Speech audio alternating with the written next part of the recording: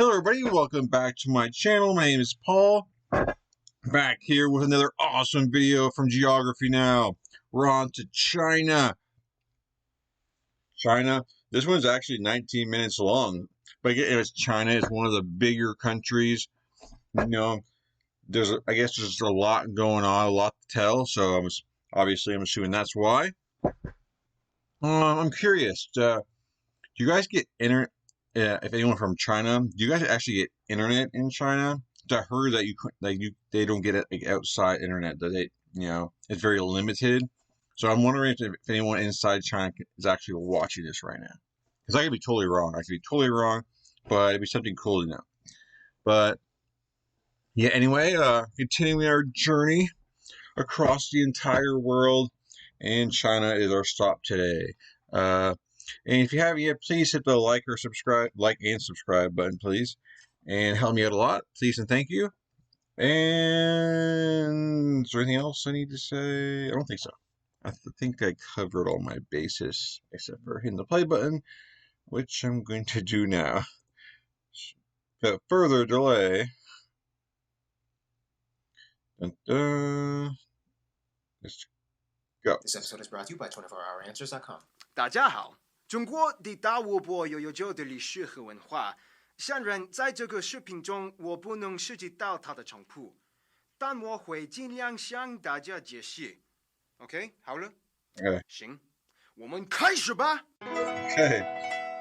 It's time to learn geography now! Hey everyone, I'm your host Barbie. China, or the People's Republic of China. Everybody knows something about this place and everybody has something to say about it. Yeah. Now let's see what the flag has to say about itself. The flag is a simple red banner with 5 yellow stars in the upper hoist or canton corner, a large star surrounded by 4 smaller ones in a semicircular pattern to the right. According to the governmental interpretation, the red background symbolizes the revolution and the 5 stars were made yellow to radiate against the red. The stars represent unity of the Chinese people under the leadership of the Communist Party of China. The larger star symbolizes the Communist Party of China, and the 4 smaller stars that surround the big star symbolize the 4 social classes: the working class, the peasantry, the urban petite bourgeoisie, and the national bourgeoisie. Well, that was pretty easy. Unfortunately, that will be the only easy part of this video. Let's get messy, in. Oh, man. Okay, geography peeps, get your popcorn and notebooks because this is where things are going to get really complicated, messy, and dramatic and confusing. This is why I watch Geography Now. First of all, mainland China is located in and dominates the heart of East Asia. At over 22,000 kilometers, it has the world's longest combined land border with 14 other countries. The country spans all the way from the Taklamakan Desert to the coast of Fujian. Depending on your method of measurement, China could either be the 2nd, 3rd, or 4th largest country in the world by total area. If you include all of the water territories, Canada is the 2nd, even though China has slightly more landmass, and if you include Alaska, Hawaii, and all the official territories, the US is slightly larger than China, but if China's disputed and confusing territories are all included, then China is a little bit larger. Yeah, I know, it's only been a couple minutes and I'm already making it look like... Yeah.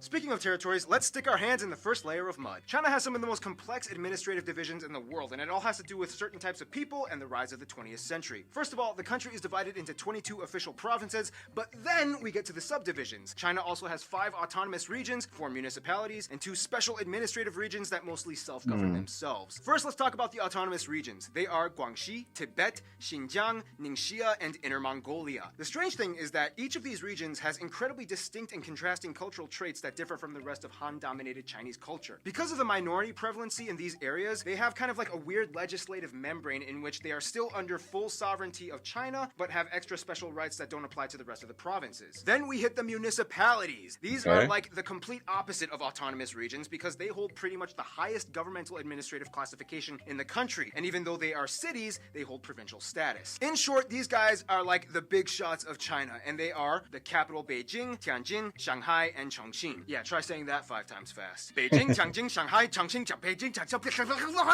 Furthermore, we have 2 special administrative regions that kind of self-govern themselves, but they all kind of fall under Chinese sovereignty. They are Hong Kong and Macau. CGP Grey does an amazing video explaining the whole scenario on this, but I'll try to summarize it in the quickest way I can. These places used to be operated by the British and Portuguese until they were ceded back to China back in 1997 and 1999 respectively, and have a weird 1 country, 2 systems policy, even though it should be 3 systems. But hey, each of these areas has their own passports, currency, language, and even government. Then you have the strange six economic zones, which even though they do not have their own autonomy, they have flexible government regulation and free market policies that allow them to manage business transactions in a more liberal manner. These zones are cities along the coast and the entire island region of Hainan, otherwise known as the Hawaii of China. Ha! Thought that was heavy? Now things are gonna get really ugly. Okay.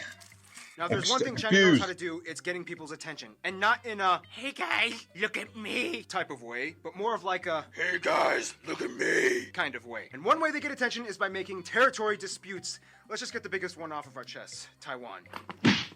Hey! It's called Chinese Taipei. Taiwan is in a weird jurisdiction limbo with China because both sides kind of technically claim sovereignty over the other. As in, mainland China claims they own Taiwan, yet Taiwan believes ultimately that they are the sole proprietor of the entire mainland as well. It all had to do with the Chinese Civil War and the opposing political parties, yada yada yada. The Communist Party took over the mainland and the Nationalist Party took over Taiwan. Now we go inland. As we already mentioned in the Bhutan video, China has 2 disputed regions with them. Then we get to India. Sometimes China and India are like 2 monstrous titans slamming into each other at high velocity. It's very difficult to really approach this topic without somebody getting angry or upset, so I'm just gonna report the plain and simple claims as they stand and you make the decisions, okay? That way the worst that you can do is say, Geography Now, although not directly advocating, mentioned claims to one side of an argument that I do not agree with.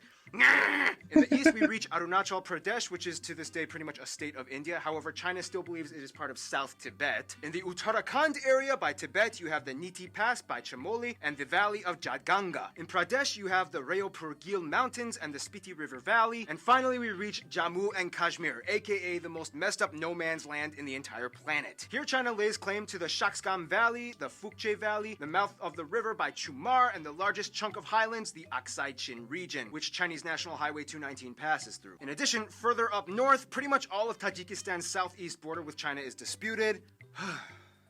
And then we reach the Spratly Islands! Spratly Islands, islands, who will own you now? I don't know. In the Maybe- South China Sea, things get really messy. Imagine, if you will, a bunch of people walking towards each other, each one on their phones looking at pictures of Bob Saget, and then suddenly they all bump into each other and notice a pile of money on the ground right at their feet. They drop their phones and immediately lunge for the pile, disagreeing on whose money is whose and how much belongs to which person. That's the Spratly Islands. Essentially, these islands are claimed by 5 separate countries in the area, 6 if you consider Taiwan sovereign, and the whole deal is just an enormous mess of convoluted claim squabbling. This is what the Philippines claims, this is Vietnam's, Brunei's, Malaysia's, and then China just kind of does this. Basically, the Spratlys are an international battle royale, and when one side doesn't really pay attention to one island that they claim, another side I'm sure they're going to explain this, but I know, like, for the last, I don't know, what, decade or 2, like, China's been, like, building their own islands, like, dumping sand and, like, making bases out there. I know that's been going on. I wonder if they're going to cover that. China's like, oh, I just claim everything. Oh, man. are an international battle royale, and when one side doesn't really pay attention to one island that they claim, another side sweeps in and builds a military station. It gets ugly sometimes. Oh yeah, and there's a cluster of rocks called the Diaoyu or the Senkaku Islands that both China and Japan both think is theirs. Alright, that's it! Kind of. I mean, we didn't really talk about the whole North Korea thing and how the entire country operates under one time zone, but we'll just have to save that for a social media comment war. In the meantime, we gotta get this gravy train rolling. Okay.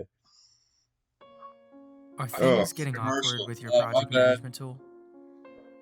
Causing frustration and anxiety? China is a big, big country, so naturally you're gonna get deep geographic divisions all over, but in general, if you look at China from space, you'll notice that the east is significantly greener than that of the arid, rocky north and west. Situated right on the eastern third of the Eurasian landmass, China's inner and coastal domain is kind of shielded by the arid, sparsely populated highlands in the southwest, west, and north, encapsulating the fertile lowlands inside. I like to call this the Chinese shield. Nobody's gonna touch my plants. This is partially why it took Europeans so long to develop solid ties and interactions with the East. I mean, sure, the Silk Road had existed for centuries prior, but crossing all the mountains and deserts and rocky paths was less favorable to sea exploration for them. And by the way, Yeah. no, Marco Polo did not bring the concept of pasta to Italy by bringing back Chinese noodles from his travels. Pasta had already existed in the Mediterranean for centuries prior to the excursion.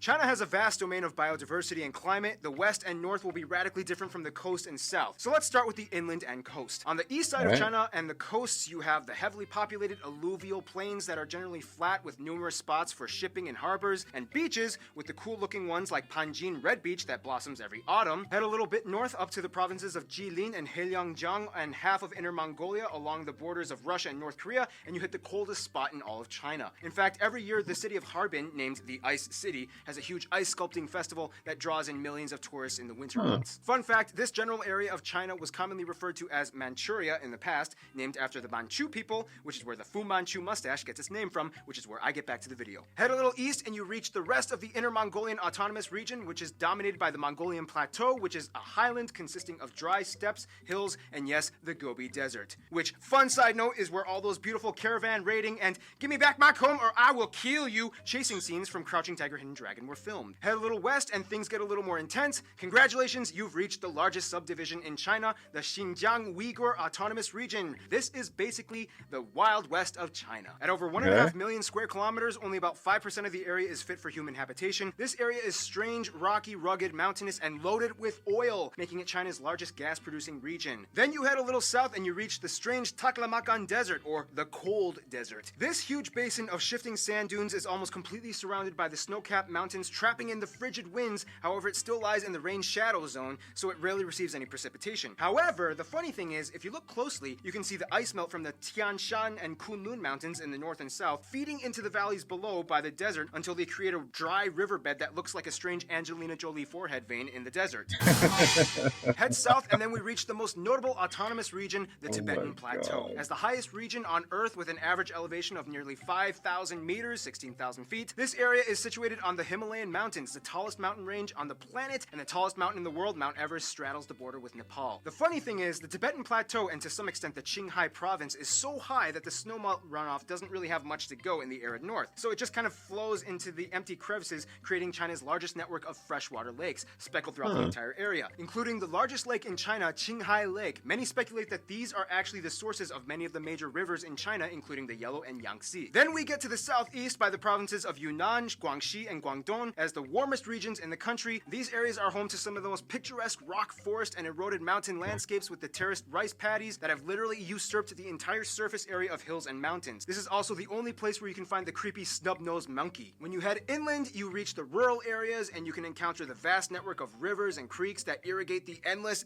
crop fields that never end, with the occasional pine and bamboo forest. Here's where we have to address a little bit of reality. Yes, China is loaded with beautiful scenery unmatched anywhere else in the world. I mean, the setting for Avatar was inspired by the Zhangjiajie National Park. However, just like any other major state, they do have their land controversies. China has been trying really hard to crack down on its poaching, and especially against the endangered species like the black-necked crane, the golden monkey, and of course, the iconic mascot of the nation, the giant panda bear. And on top of that, China has quite a pollution problem. The Chinese Ministry of Health has stated that industrial pollution has made cancer China's leading cause of death. This is both attributed to the air and land pollution. They've tried their best to combat the issue with instituting strict regulations on fines and bans, but with the population as big as China, it's proven incredibly difficult to manage contamination maintenance. Now let's talk about the most controversial aspect of China, the...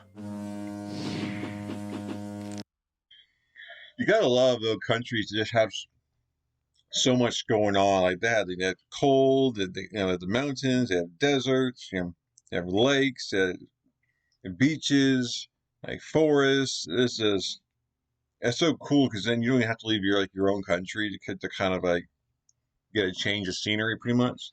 I always thought that was cool.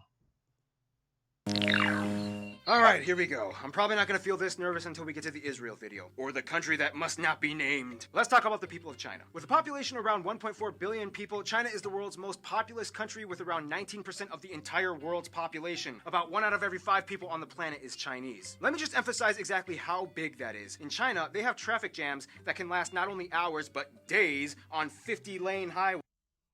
Holy, I thought that was a parking lot. That is a highway? Man, if there's like a car accident, man, that's insane. Literally insane. I thought that was a parking lot when they pulled that up.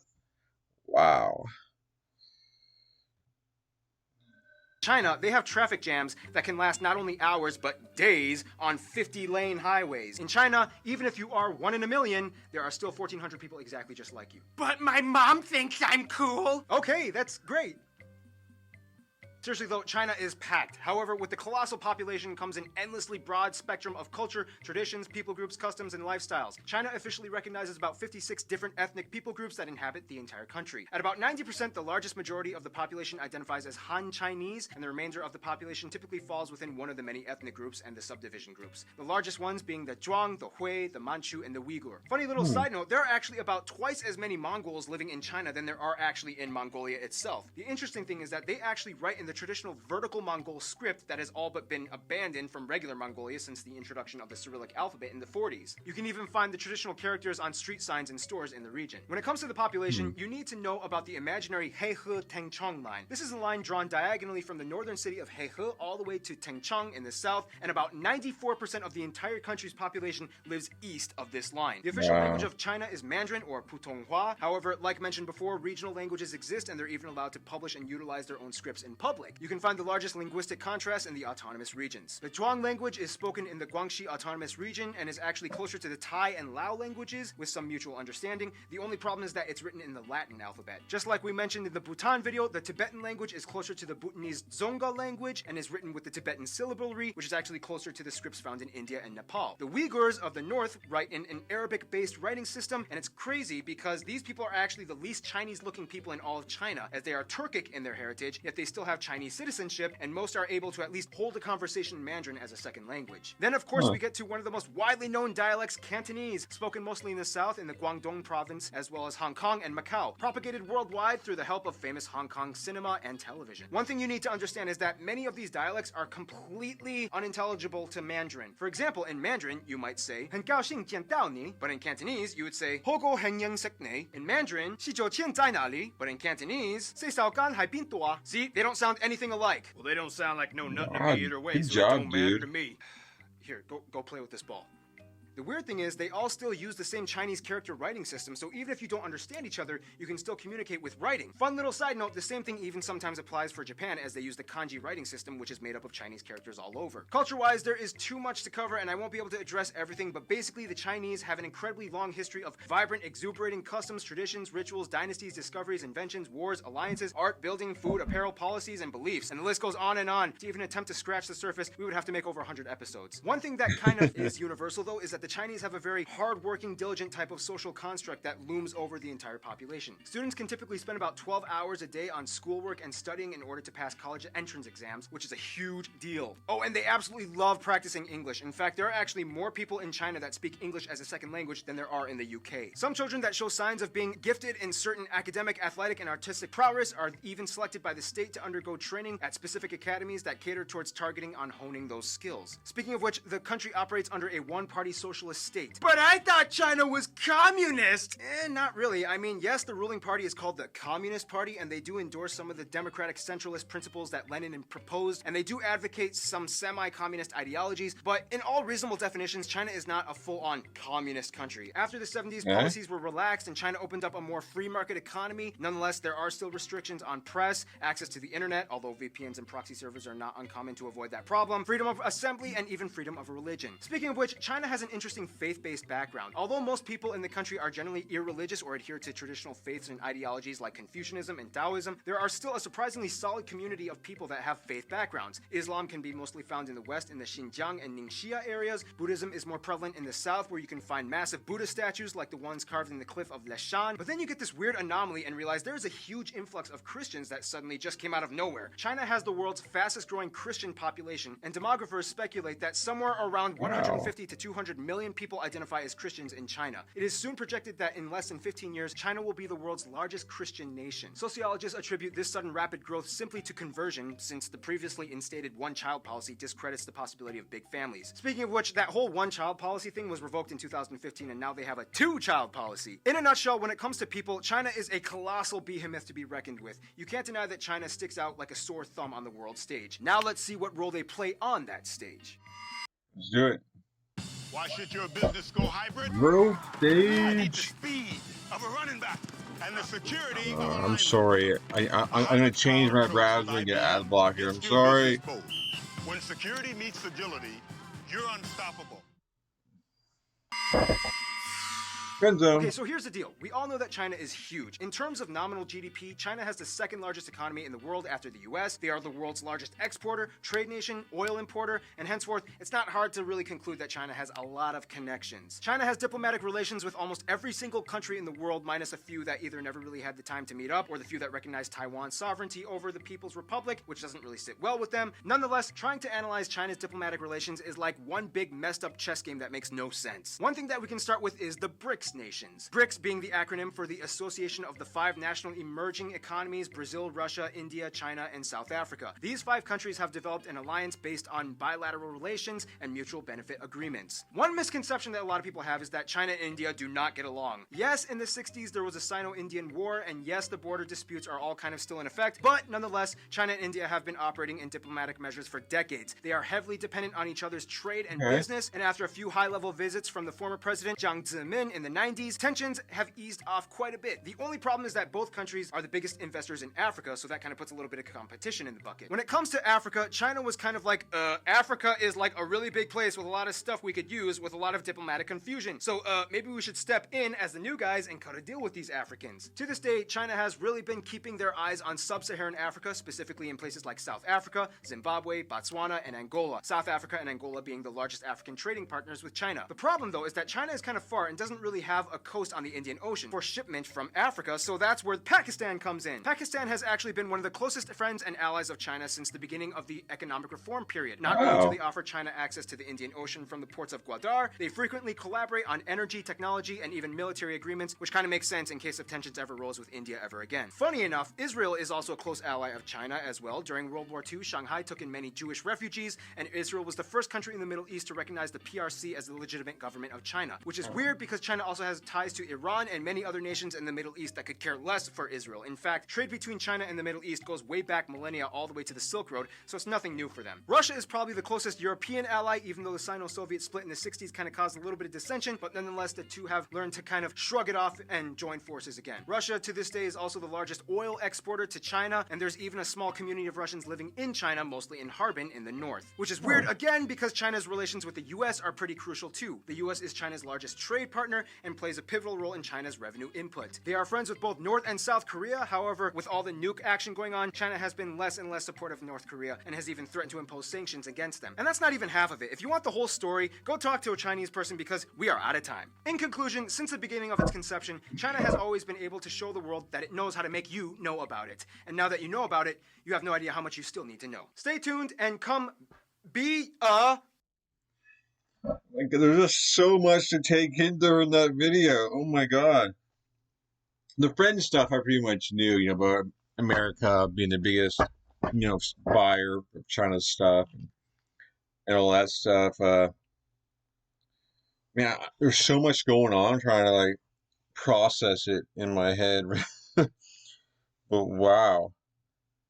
I really don't know what to say. There's just so much going on or where to start. I think the most interesting thing is always the land disputes with Taiwan. I always knew there was land dispute, and wasn't sure exactly how. Like Hong Kong, isn't it they have 50 more years before China can totally take over everything over there or something like that. And then there's more border issues where I don't think they explained the northwestern side of China wasn't. I don't know, the people over there. They didn't explain that, but I remember seeing a video on that. But yeah, there's a lot going on. China and India, so they get along. Because you're neighbors, it's in your best interest to get along. But for competition is always good. So I'm sure Africa doesn't mind the competition because that they excel from that. They benefit from that, so that's cool. But yeah, China, big, fascinating country, so many cultures, and yeah, I think the Olympics is supposed to come to China again here in a few years, a couple of years. The Winter Olympics is coming up. I don't know. But anyways, If you like this video, please hit the like and subscribe and continue on the journey with me for the rest of the countries in the world. And if you're from China or been to China and you want to like erase some myths or add something new to the conversation, feel free to add a comment below and, maybe it'll start a conversation or something. I don't know. So, anyways, peace. Thank you for watching. And definitely catch you guys in future videos. I really do appreciate it. Peace.